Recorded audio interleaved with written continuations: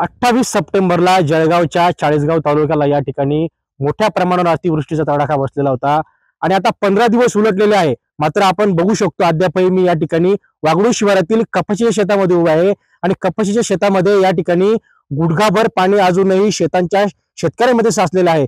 एकंदरीत या ठिकाणी पाण्याचा निचरा होण्यासाठी पाईप टाकलेले नाही किंवा त्या ठिकाणी मोरी बांधलेली नाही, म्हणूनच शेतकऱ्यांच्या शेतामध्ये या ठिकाणी जे आहे पाणी जे मोठ्या प्रमाणावर साचलेलं आहे आणि शेतकऱ्यांचं उभं पीक गेल्या 15 दिवसापासून या ठिकाणी पाण्यामध्ये होतं आणि पूर्णतः पीक जे आहे ते जळून खाक झालेलं आहे।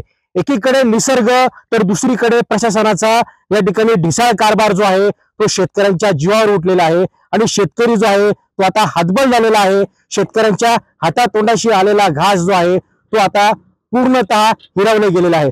आपण बघू शकतो की हे कपाशी पीक आहे आणि हे कपाशी पीक जे आहे पूर्णतः जे झाड आहे ते पूर्ण जळालेलं आहे।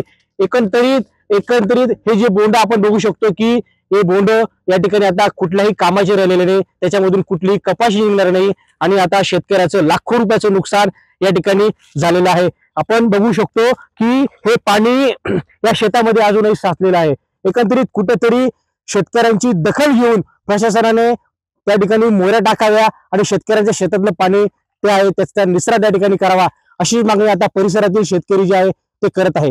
हेमचंद कुमार, टीव्ही मराठी, चाळीसगाव जळगाव।